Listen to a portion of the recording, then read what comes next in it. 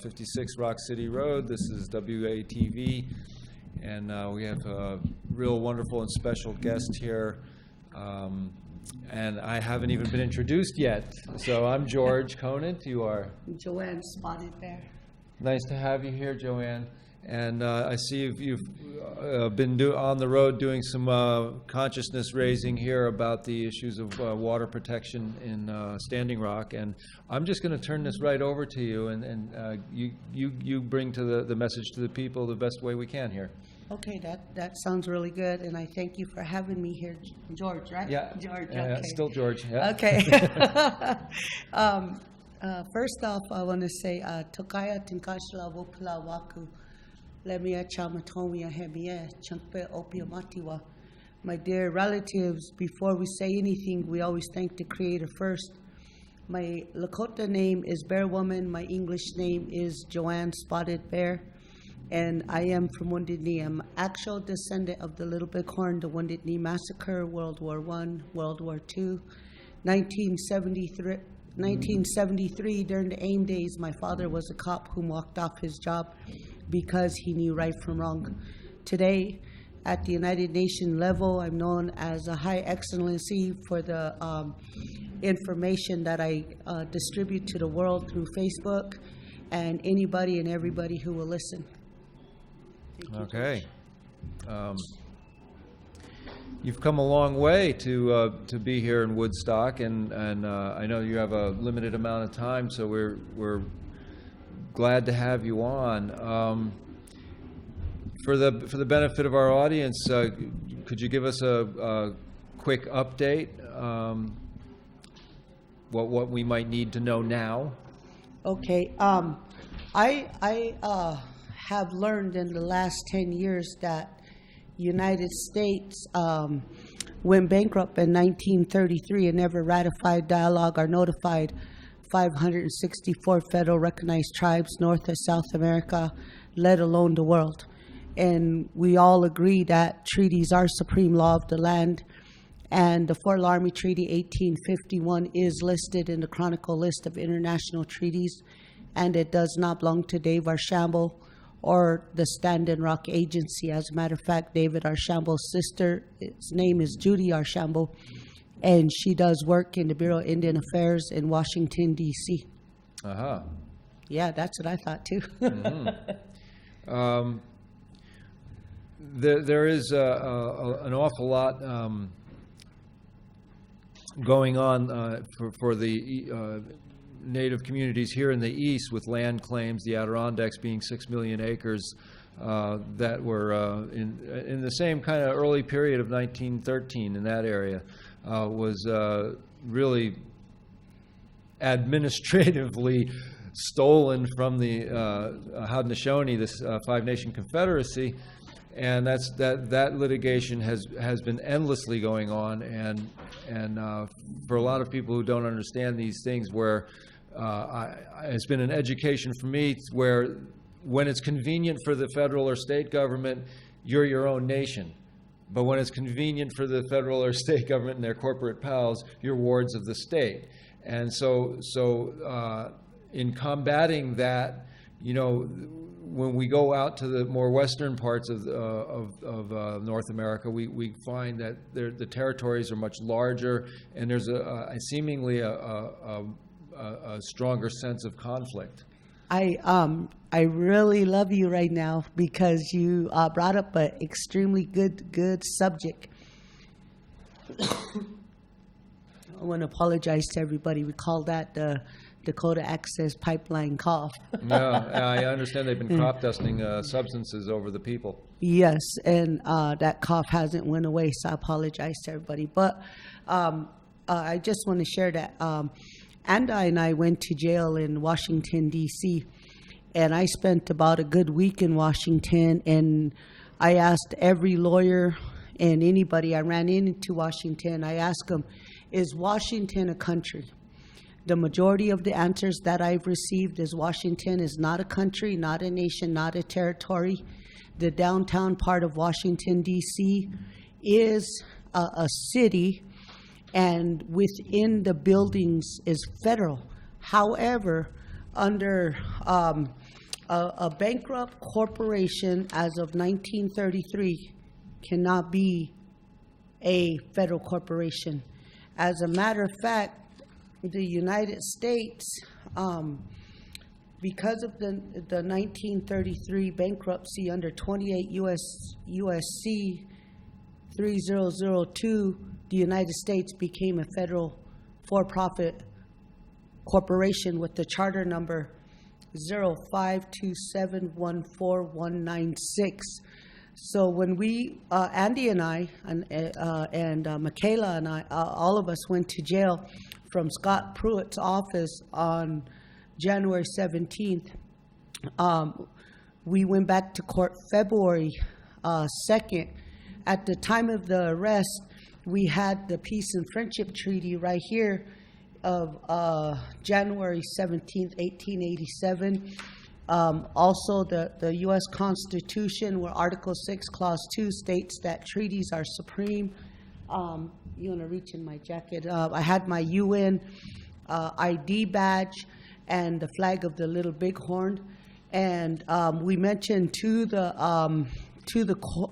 police officers, not only did we have the Peace and Friendship Treaty that you have mentioned yourself, is we had the Fort Laramie Treaty 1851, which reached the chronicle list of international treaties all the way around the world. And here's our documents that, that we went to jail. And what happened when we went to jail, and we got out about, I believe, 6 to 8 hours later, and we went back to court on the 2nd.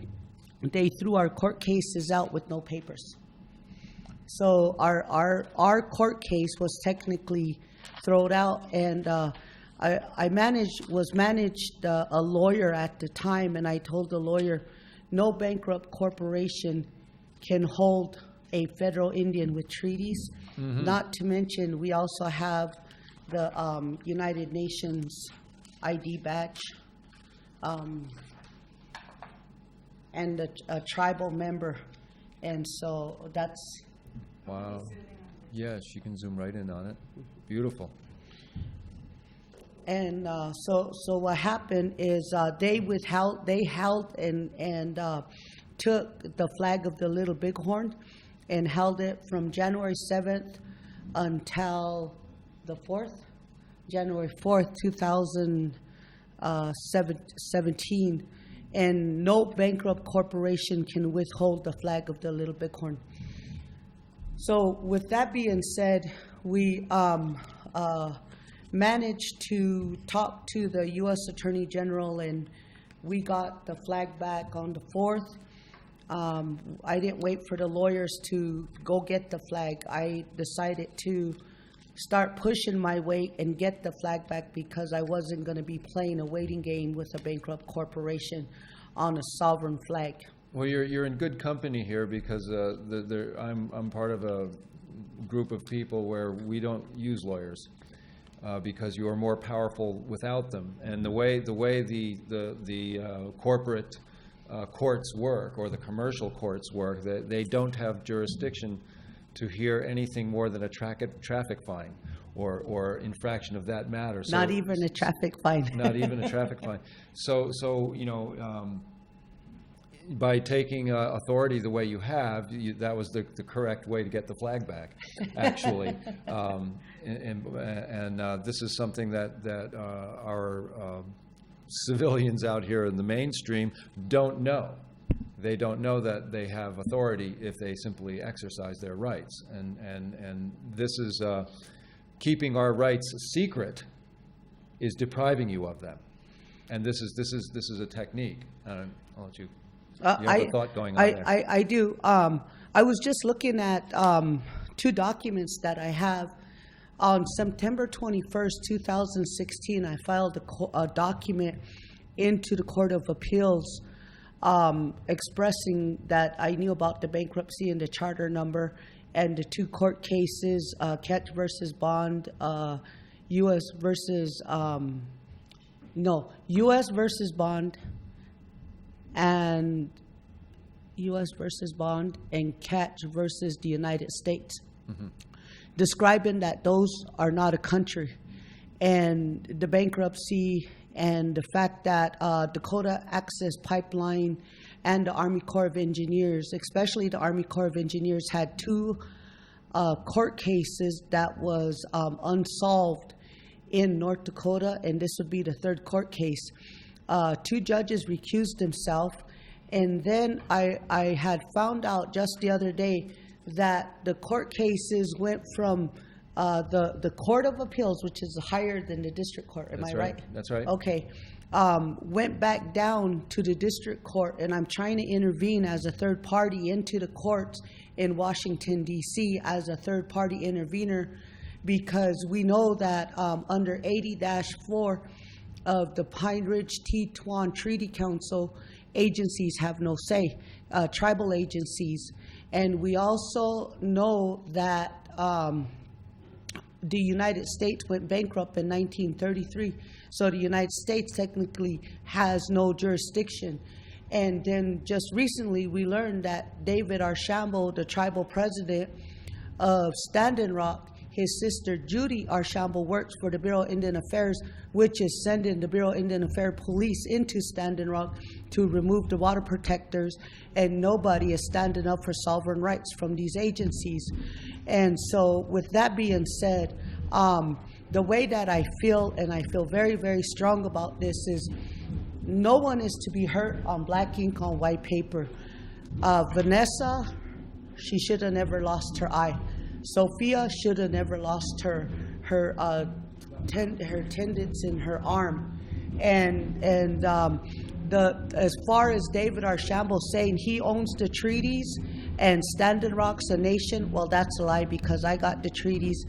And when David Archambault went to the United Nations and wore that war bonnet and really tried to play like a chief, he had no jurisdiction at the United Nations in Geneva, Switzerland, due to the fact that he's a voted-in tribal council member who came from Pine Ridge. Now, I too come from Pine Ridge. The big difference between David Archambault and myself is my grandfather is Wambli Wagichita. Wambli Wagichita comes from Little Eagle off the Standing Rock Reservation. It was his children who fought in the Little Bighorn and the Wounded Knee Massacre of 1890, World War I, World War II, and then my father and myself. Okay, Dave, on the other hand, according to the rules and regulations and resolutions of the Great Teton Nation, half-breeds have no say in our treaties at all. And we all know that there's a hierarchy to be followed. You don't just all of a sudden say, I'm a grandmother and everything is okay and you can make rules. Even myself, the Great Eagle Society support me of Pine Ridge. The Great Teton Nation support me because of Sundance, Sweat Lodge, Humblecha, and peyote meetings. I had to earn what I'm telling you. I couldn't just all of a sudden wake up one day and express all this without having to pray first. Yeah, I hope. Yeah, walking in truth and talking in truth, and the education that I was really quite lucky to have with an elder here out at Cattaraugus who's crossed over some years ago. Grandma Twy was always adamant that the oldest way,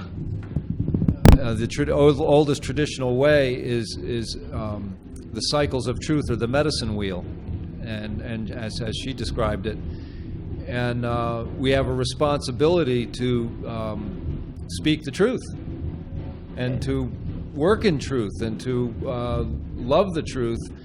And when we're confronted with a system or a government that systematically uses deception, it brings us to a real conflict in terms of educating our peoples, our respective peoples. I'd like to show you this. Go for it. In 2016, in 2012, I was going after Pine Ridge because they had a lot of embezzlement.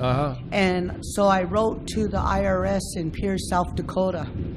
Now, if you read this, and we'll show the audience, Standing Rock is in North Dakota, right? Okay.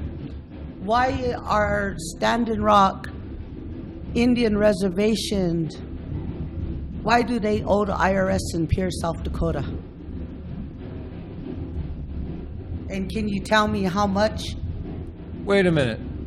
Why are they even collecting taxes on nation territories? The whole crux of the matter, you cannot make a treaty with anything but another nation. You cannot exercise taxes on another nation. Because they're not a nation, they're an agency.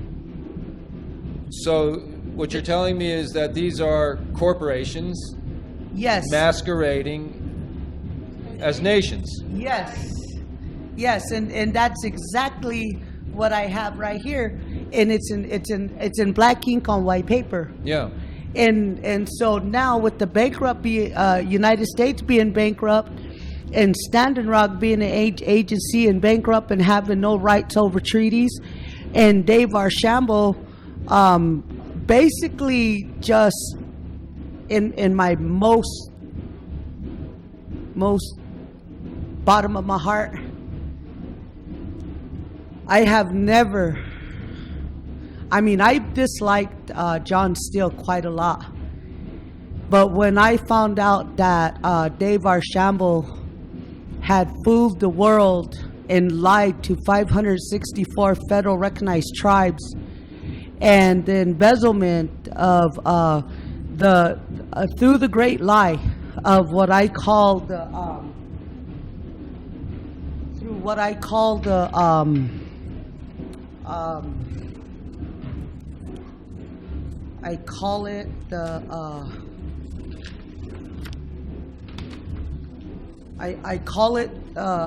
okay, here we go.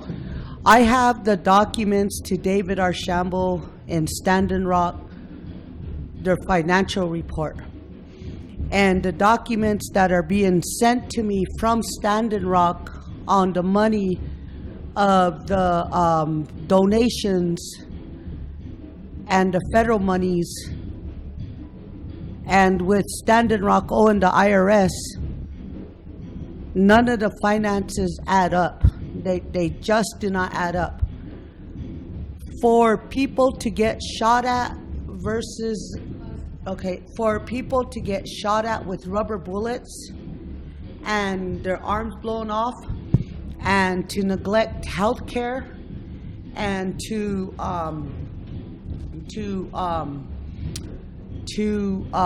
tell people that, oh, we want you here right now and we need donations and food and clothing, and then when they got all the clothing, all the money, all the donations, then turn around and tell you, oh, we don't need you no more. Yeah. These treaties, this Fort Laramie 1851 treaty covers health care. It covers homes. It covers the basic needs of every Lakota, Nakota, Dakota, Cheyenne. And this is an international treaty, so it should have covered all of the natives that showed up. And because there was well over $6 million in September, there should have been no Native American Indian or anybody who showed up in jail, and Red Fawn should have never been in jail as long as she is today. And as for the federal charges, how can a bankrupt corporation bring federal charges upon sovereign nations? They can't, but they do it because it's called fraud. Okay, so what we need to do is, I call it a great letter.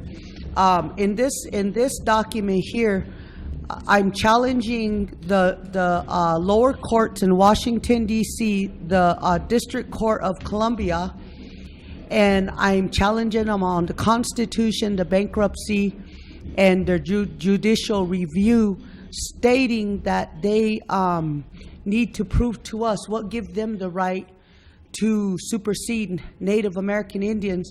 And the same letter needs to go to the world leaders at the United Nations in New York and in Geneva, Switzerland, as well as The Hague. Yeah. And what we need to do is call all the world leaders and all the world judges and lawyers and do a thorough judicial review on the United States for their failure to ratify, dialogue, and notify 564 plus federal recognized tribes, North and South America, let alone the world.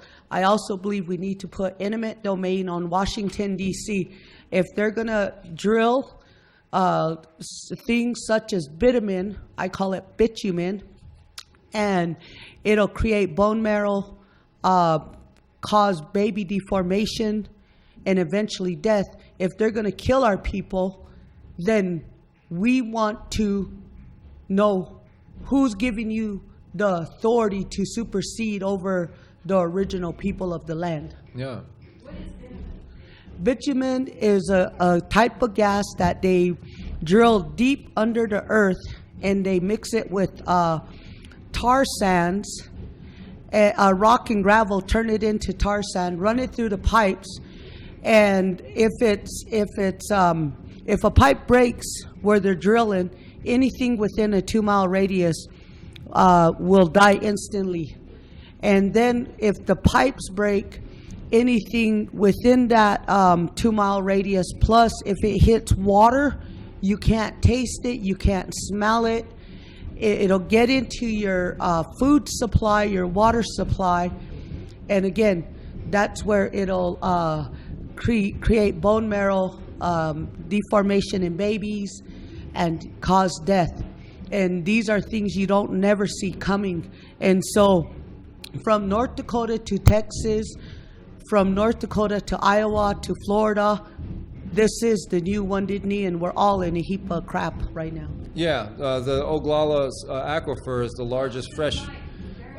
Yes, the Oglala aquifer is probably the largest underground freshwater supply in North America, and it really is all part of the watershed between the Appalachians in the east and the Rocky Mountains to the west, and the Canadian Shield to the north, and the Gulf of Mexico to the south, and the activity of the pipelines that are really being engineered to take tar sand oils from Canada and deliver that as a slurry. Now, those of you who don't understand pipelines, the Trans-Alaska Pipeline is a very fine example of failure.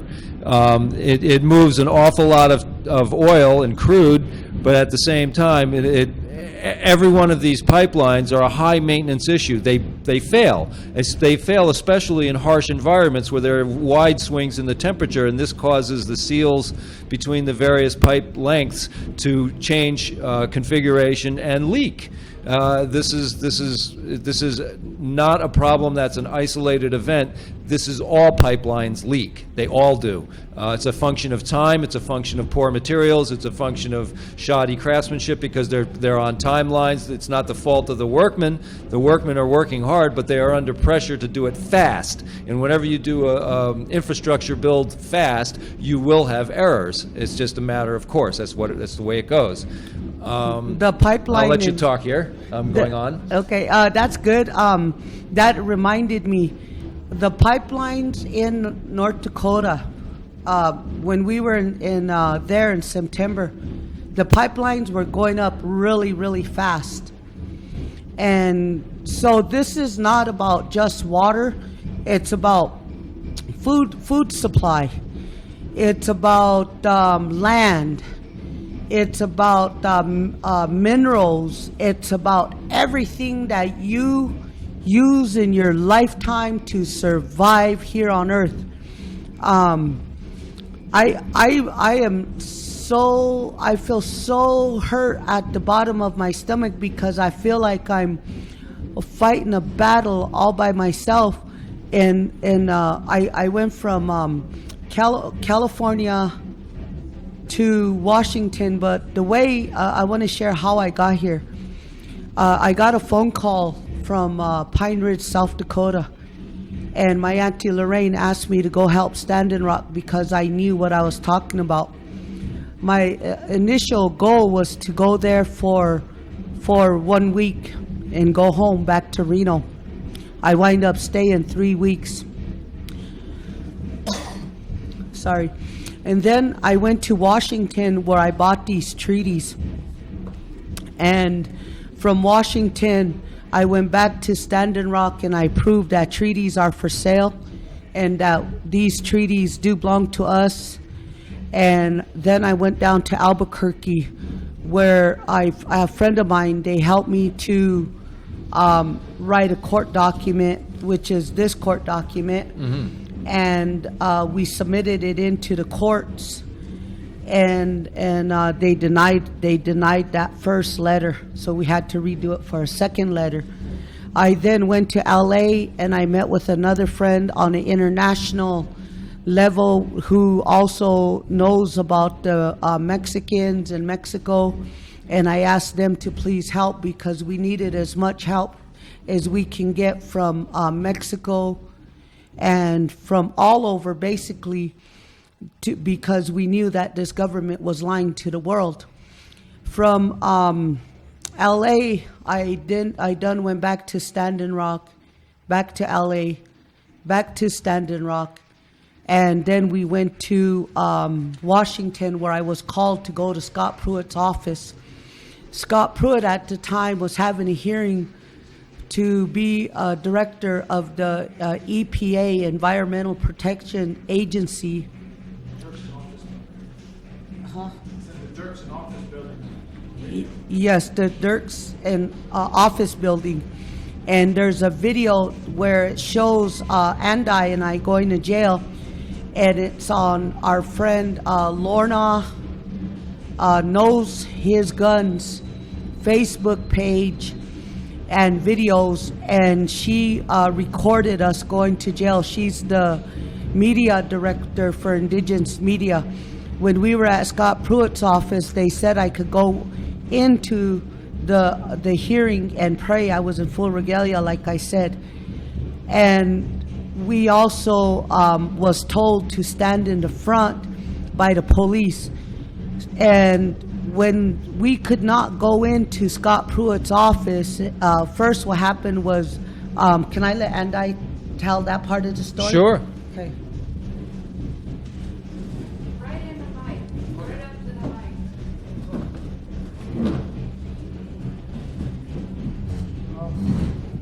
We were Into the mic. Right onto it. we were invited to come to the front of the line. The police said, well, if you're going in to speak or to pray or whatever you're going there to do, you'll go in first. I'm not sure who else will get in. So there was a line of like 100 people there waiting, some since 4 in the morning, to get into the Dirksen office building for Scott Pruitt's confirmation hearing. And so we stood there, and then when the hearing was about to begin at 10 o'clock, suddenly the police opened up a cordon, and through this corridor of police officers, a couple of dozen people dressed very in business-like clothing, very clean cut, all looking forward or down, not making eye contact, in a coordinated way. 24 people hurried into the supposedly public hearing. And everyone in the crowd said, well, who are they? Why are you letting them in? We've all been here waiting.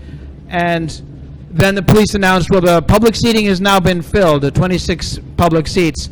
It appeared to me to be that they had been packed with staffers or people who were there to basically make the public hearing a sham. I don't know how often that happens in Washington, D.C., but that's what we witnessed for Scott Pruitt's confirmation hearing, a sham democracy. And the media don't cover these kinds of things. They're not, I haven't heard any coverage of that. So that was the reality. The crowd became very agitated. A lot of people started to be upset, move around, confront the police. We happened to be at the front of the line, and Joanne May was speaking to them, and she said, well, if we're not going to be allowed in, and I'm not going to be allowed to offer the prayers there to begin. I'm going to do that here. And she began to pray, and that's when they decided to arrest her.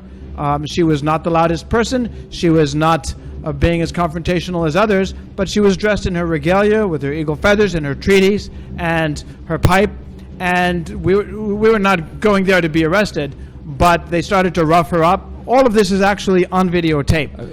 Everything I've was this described. posted to YouTube? Because I think I've seen it. I believe so. Yeah, I've actually seen the clip on YouTube. There's a 3-minute clip of the arrest. There's also a 5-minute clip somebody found, which also has the communication, the dialogue, and then the prayers Yes. that preceded the arrest. Yeah.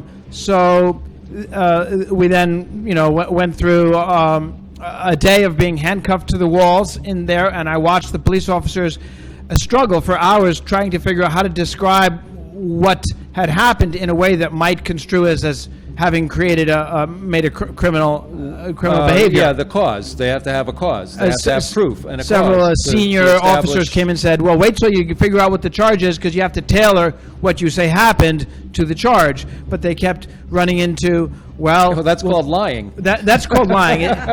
Tailoring to me is fabricating. Yes, fabricating yeah, right. is tailoring. Yes. But they said tailoring. So they're fabricating stories to try to make it appear under the color of law. So it was perfectly lawful behavior. Michaela was arrested for being a member of the public who actually entered a public hearing. So they said, well, you crossed police lines. There was no police line. It was a public hearing. But she actually made it in the room, so they arrested her for crossing a fictional police line. Then they tried to say she was shouting. I listened to the officers discuss. Well, write down that she was shouting. Well, then one officer pointed out, well, she actually wasn't shouting.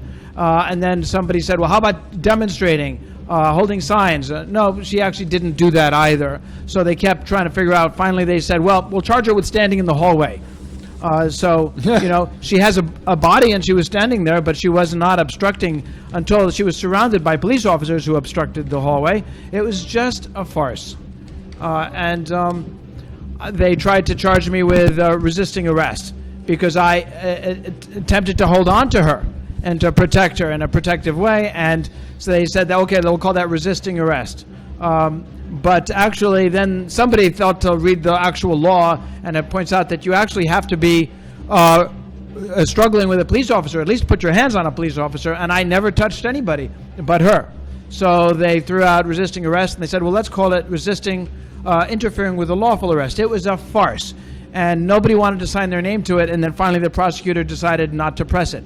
So in the end, the prosecutor decided, we're not going to press this issue. In other words, it's a wrongful arrest. We'd like it to go away. And then they did not return her property to her. So we then had to spend another couple of days through many different angles trying to get her property returned to her. And that's what can tell you about what happened. Well, this is getting very, very much in the realm of malicious conduct of the police, of the prosecutor, of the courts when they don't return your property, when they've wrongfully arrested you and they have no charges because there's nothing to prove it with. Proof is important. Proof isn't evidence. It's Their proof. lack of standing to violate her sovereign rights as a Lakota woman with a treaty, part of a nation that has a treaty with the United States is one matter. What those of us who are citizens of the United States need to look at is the fact that at the center of we have a contract. We have a written contract with the government, and the contract is described as being based on the consent of the governed. And we now have authority in Washington that does not have the consent of the governed, does not even have the consent of those that voted, and certainly has less and less consent of anyone in its own government. Right. And what it says in the Declaration is that is the only source of their just authority for governance. And if they do anything to violate or destroy the rights to life and liberty and the pursuit of happiness based on that consent of the governed, then it's capitalized, the right of the people to alter or abolish that government. So we're now in the situation where the Republican Party particularly has been preventing any alteration of this growth away from the consent of the governed in this country, so now we have to abolish it. And I think that can only be achieved with a general strike, the way it worked in Poland. It broke the Soviet Empire. In Iceland, 10% of the people shut down. They marched on the capital. You can change the government nonviolently that way. I don't know another nonviolent way to do it, and that's the only way I'm willing to consider. But I think we are in a kind of a situation where we frankly just have to turn the machine off, because its control has been so completely and obviously and grotesquely taken away from the governed that we can only stop it by turning the whole thing off. Yeah, you've opened up. That's the talking stick by always Yeah. take it off of the thing. That one was better. Somebody called and said they are hearing us. If you're right on the mic. So we can go Okay. till 6 o'clock so you can relax, get all the points out. Okay. This is a very exciting story. And we're going live in Woodstock, but it depends on you. It's a Yeah. directional mic. So Right. For the benefit. Right here? Yeah. Just point it right at you. There you Okay. go. Yeah. Okay, so just so you know, we're adjusting to the drum circle today. Here it is Sunday. Today is February 5th, and You gonna hand me the other bike? I would like you to reintroduce yourself for our audience one more time. And for my benefit, because I forgot your name again. Sorry about that. I'm George Conan, and this is... Joanne Spotted Bear. My Lakota name is Matoglesh. And our friend here. My name is Andai Farron. I'm local as well. All right, fabulous. So we're touching on some really interesting things. I just want to, some of my education with a really very, very, very fine individual, Lloyd Gray, from Onondaga country, educated me about the two-row wampum. And the two-row wampum was one of the earlier contracts, if you will, with the fledgling United States before it became a corporation and it was still a nation. And the Haudenosaunee. It's a treaty. It's an international treaty. Yes, it is between the Haudenosaunee and the Dutch.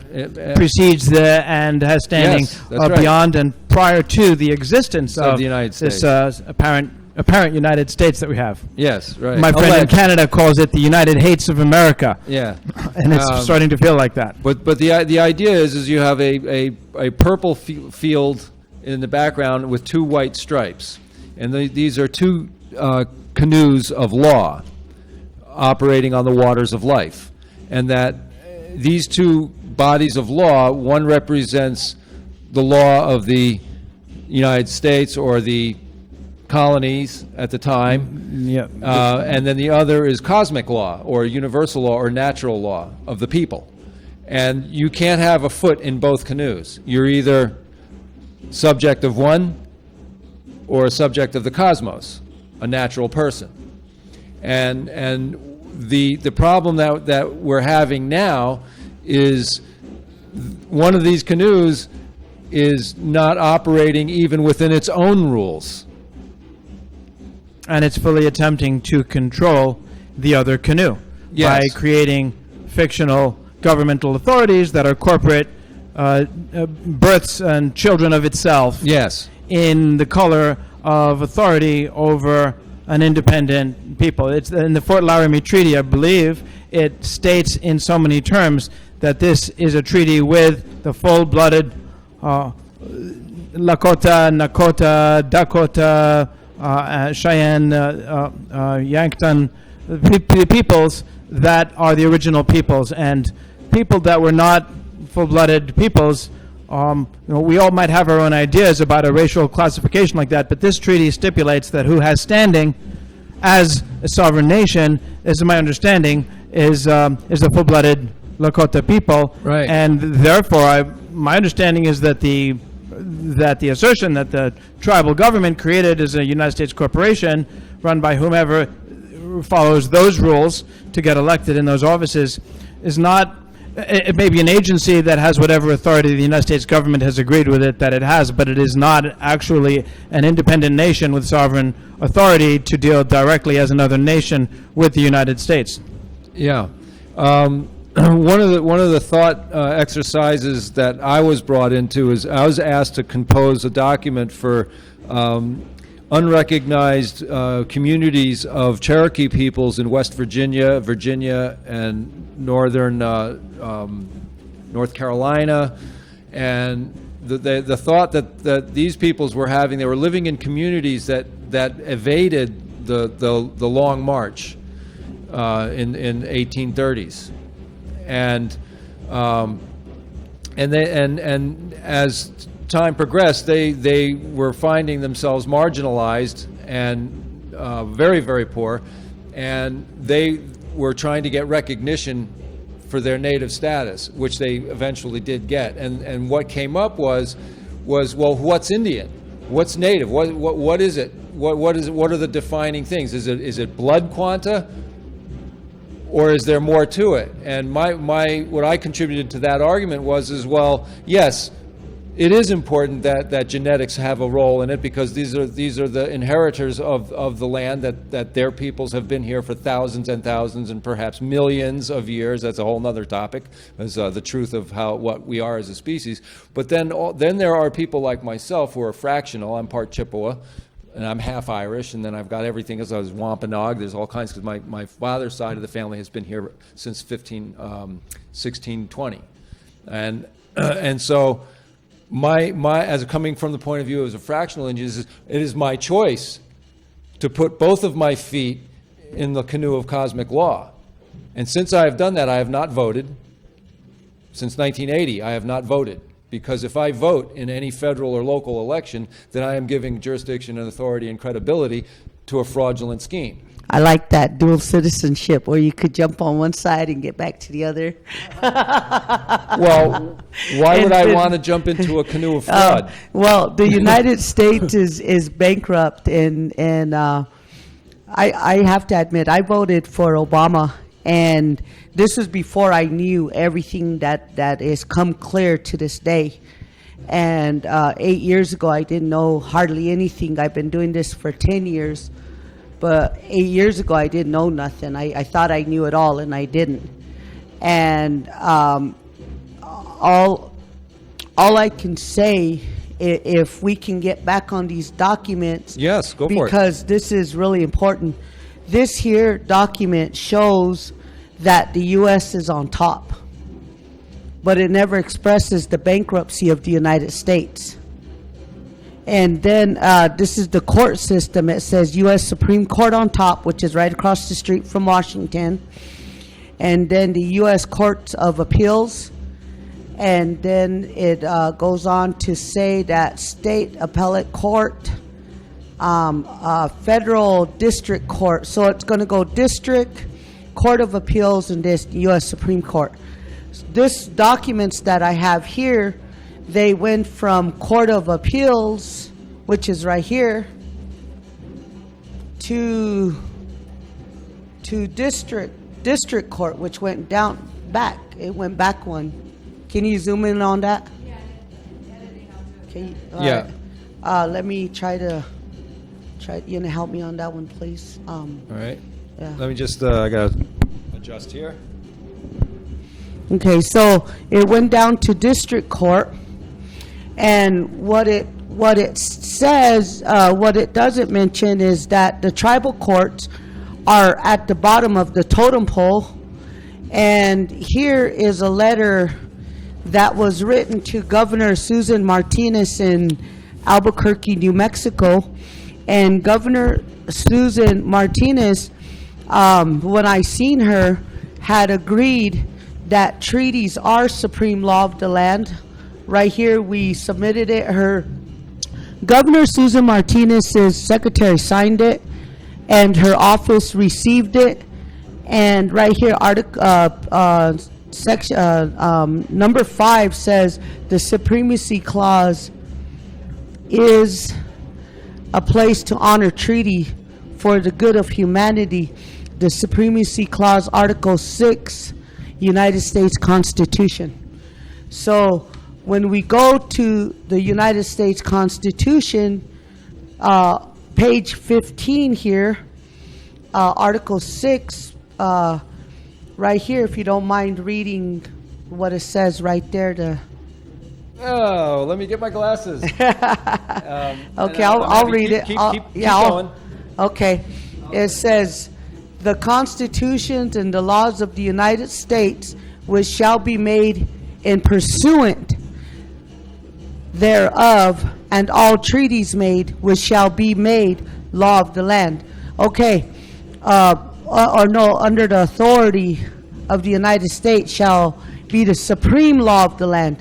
Okay, so what am I saying exactly here with the Constitution? The treaties, they started in 409 before Christ's existence. The Constitution, there's two of them. The first one is 1787. The second one is 1871. So this word pursuant is a tricky word in the Constitution because there's two Constitution books. If you don't read this very well, they can very well fool you.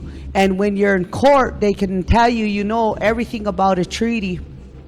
But if you don't have a legitimate treaty, you are considered, they can throw the court case out. Right. And so with these coming from the Library of Congress and stamped by the United States government, you know, this proves that the treaties are supreme within the United States government, the de facto government.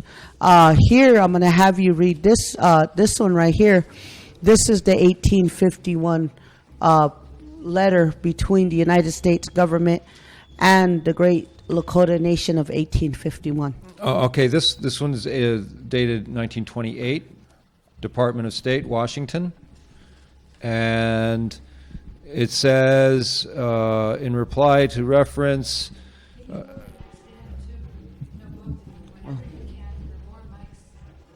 Okay. okay, all right, that's all right. The Honorable, the Secretary of the Interior, sir, I have the honor to refer to your department's letter of October 30th, 1926, transmitting the original so-called Fort Laramie Treaty concluded between the United States and certain bands and tribes of Indiana on September 17th, 1851, and 3 papers containing the assent of participating tribes to the amendment of the treaty proposed by the Senate of the United States. It appears that the treaty has never been formally ratified or proclaimed, and you request that the matter be laid before the President with a request for a formal proclamation of the treaty as to the 8 signatory tribes specified in the concluding paragraph of your letter.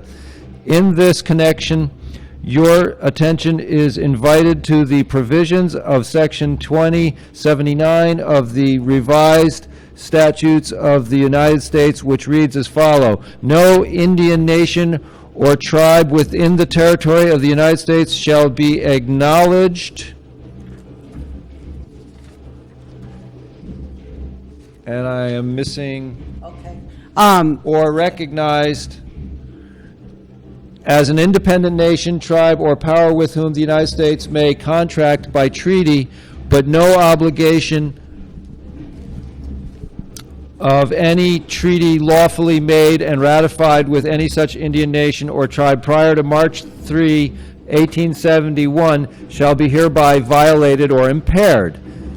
It is probable that ratification of the treaty at this time would be in contravention of the provision of law above quoted, and it may also be questioned whether, as a matter of law, the treaty has been duly ratified by all signatory bands and tribes of Indians so as to warrant ratification by the President, if that action were otherwise unobjectionable. For the reason stated, the Department does not feel that it would be warranted in submitting the treaty to the President with a request for its ratification and proclamation. The original enclosures which accompanied your letter and which are specified in the first paragraph hereof are returned herewith. I have the honor to be, sir, your obedient servant, and I can't read the fellow's name. Okay. This was 1928, April 19th. By the way, a viewer just called in and said, this is very wonderful that you're bringing this to the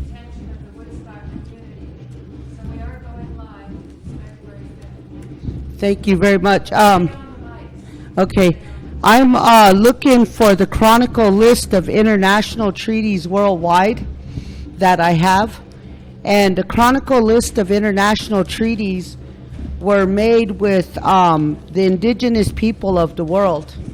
And so for anybody to tell me that the Fort Laramie Treaty never made it to the chronicle list of international treaties, well, they could lie to a lot of people, but they can't lie to me.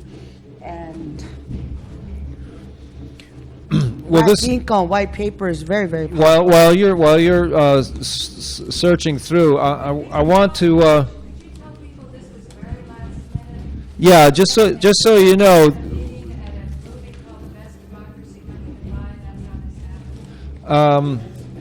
I'm sorry, I can't hear you all together, so this, just so the audience knows, that this is a very short notice interview here, and the universe put this together in the best way that we can work with, so bear with us. Yeah, we generally don't do interviews and shows when the drumming is going on, so, you know, we're doing what we can. So now, this document here from 1928 is is a fabulous example of how the government will talk out of both sides of its mouth, because on one point it says that the president shouldn't be bothered with ratifying it, and they return the paperwork. But in the law that they quote, no Indian nation or tribe within the territory of the United States shall be acknowledged or recognized as an independent nation, tribe, or power with whom the United States may contract by treaty. But no obligation of any treaty lawfully made and ratified with any such Indian nation or tribe prior to March 3, 1871 shall be hereby violated or impaired. So they're trying to say here that prior to 1871, all treaties are valid and must be respected. Here's your proof right here. The Okay. chronicle Sit list down. of international treaties worldwide, all the way around the world. This is the proof right here. That treaty started in 450 BCE. All right, so we're talking 2,000 years of treaty recognition here. Yes. Yeah. Yeah. There's been a lot going on here in the world. It didn't start with reading and writing 8,000 years ago in Samaria. The history of our world and of our peoples is very, very long indeed. Yes, and if you look at 1851, what does the 1851 say? Is it a title, a deed? Is it a lodial title, a deed? Is it a bill of sales? 1851, Treaty of Fort Laramie, United States negotiates safe passage for Oregon Trail settlers with Native Americans. And that's all it says. But it is here, and it is recognized in this chronological list of international treaties, agreements, pieces with the United Nations, I guess? With the world, With the world. with the world court, around the court. world. Okay. It's recognized around the world. I would like to add that the Constitution of the United States and the Declaration of the United States have their roots right here in learning from Native peoples here in New York. That's and right. Canada. These are a few books on the subject of the white roots of peace that describe that origin. Here's a letter Benjamin Franklin wrote in 1744. He was writing down the advice that they were getting from Kanasateko, the Onondaga Sachem, the Royaner and the Tadadaho, the keeper of the law of the Haudenosaunee. And he wrote that he was told, our wise forefathers established union and amity between the 5 nations, and this has made us formidable. This has given us great weight and authority. We are a powerful confederacy, and by your observing the same method our wise forefathers have taken, you will acquire much strength and power. Therefore, whatever befalls you, do not fall out with one another. So Benjamin Franklin 6 years later, wrote to a friend, it would be pretty strange if the Six Nations of what people think of as ignorant savages are capable of forming such a scheme for such a union and be able to execute it in such a manner that it has subsisted through the ages and it appears indissoluble, and yet the same like kind of union be impractical for a dozen English colonies. So a few years after that, in Albany were gathered by Benjamin Franklin other revolutionaries to learn from the Haudenosaunee sachems and the teachers and the Tadadaho of the Haudenosaunee how to create a confederacy, and they learned and taught over this 20-year period. It came up with the Albany Plan of Union of 1754. All of this is prior to the building of the Constitution. And when they were debating the Declaration of Independence, there were Onondaga and Haudenosaunee teachers and leaders who were betting in the room above and observing the deliberation. So in other words, this whole contract that the people in North America have with their own government is actually based on listening deeply and profoundly and studying the ways of the native peoples in relationship to the land and putting Creator first in all their proceedings and letting women have authority in a way that our country still doesn't, and respecting creation in a way that our country still doesn't. So there's a lot we left out. There's a lot we've learned, and the world thinks that we've brought a lot to the world, but it is really from listening, and we need to listen more. We need to yeah. Okay, so boys, start listening. Sure. I'm just joking. Here is the Nevada Royal Jasper Quarterly. This here is written by Department of Interior Okay. and Bureau Land Management. Harry Reid has been in office for approximately 35 years. However, on page 3 and 4, if you look on page 3 and 4, do you see treaties written in their bylaws anywhere? I couldn't find them, so maybe you could see better than I can. You got glasses, I don't. We see, let's see, there's a...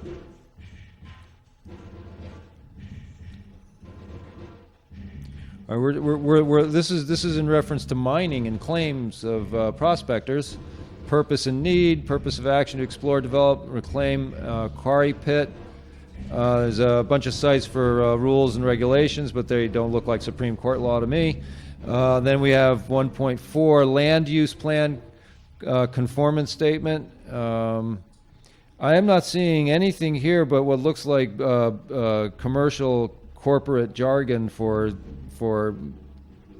making a scheme to get minerals out of the ground, whether people like it or not. That's what I'm looking at. I don't see any treaties. I don't see any.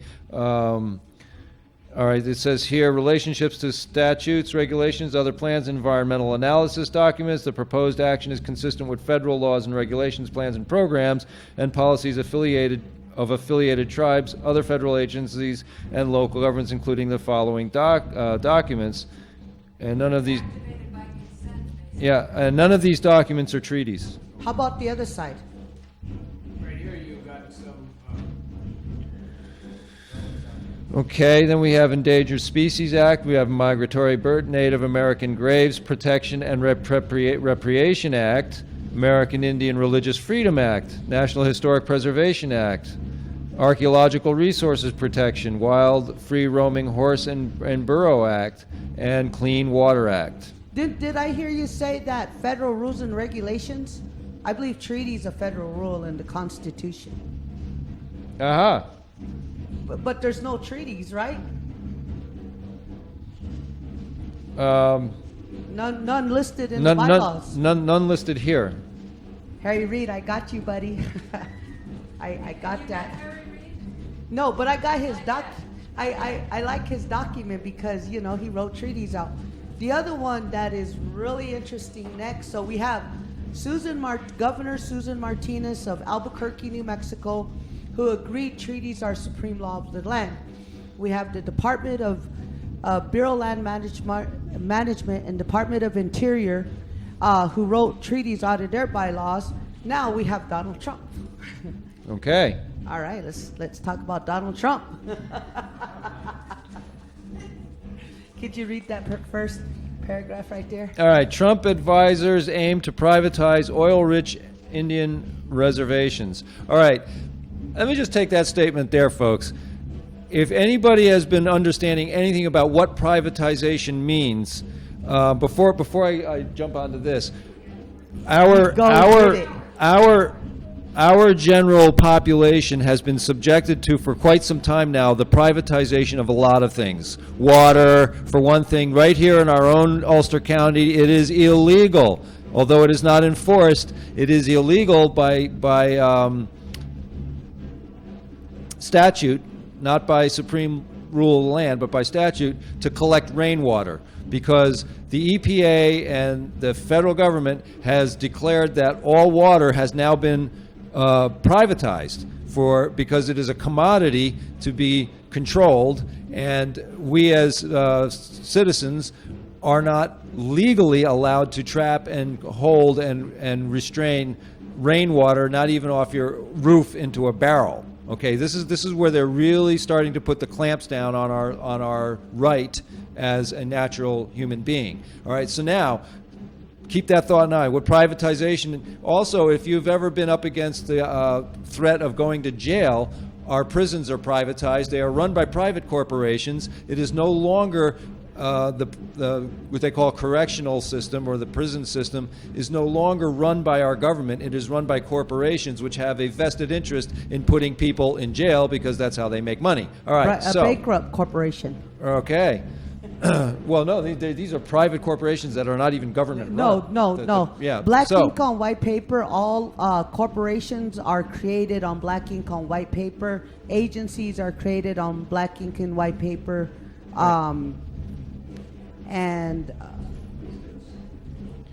Okay. All right. Yeah. I want to move into Trump land here. Okay. So now, right off the bat, I'm seeing something that's incorrect. It says Native American reservations cover just 2% of the United States. That's wrong. It's 25%, folks. No, 85%, because we never gave our land up, and these Well, treaties 100% if we're going to go there. Yeah, because we never we never sold our land. Right. And like I told you, It was always taken. Yes, Washington, D.C. is not a nation, not a country, not a territory. The city of Washington, D.C. is the downtown area is the city. They claim the federal is within the walls of each building. All right. Well, that's legalese for fraud, as far as I'm concerned. But it's a similar thing to like the City of London with the bankers and their autonomous zone, and then the Vatican itself is like another. It's like a autonomous zone. It defies definition. They don't identify exactly what gives them their quote unquote sovereignty. What I'm real interested in, what I learned in Washington was, while I was in Washington, there was no reservations, no colonies. I asked where the local Native American Indians lived, and from my understanding, what I heard while being there is they moved them out of the city, so the local natives don't even live in Washington area anymore. Right. That's sad. That's bad, really bad. All right. Anyway, so I take issue with the 2% of the United States. Okay. Well, all right. Well, there's lots of wrong with that. Now, a group of advisors to President-elect Donald Trump on Native American issues wants to free those resources from what they call a suffocating federal bureaucracy that holds title to 56 million acres of tribal lands. Two chairmen of the coalition told Reuters in exclusive interviews. The group proposes to put those lands into private ownership, a politically explosive idea that could upend more than a century of policy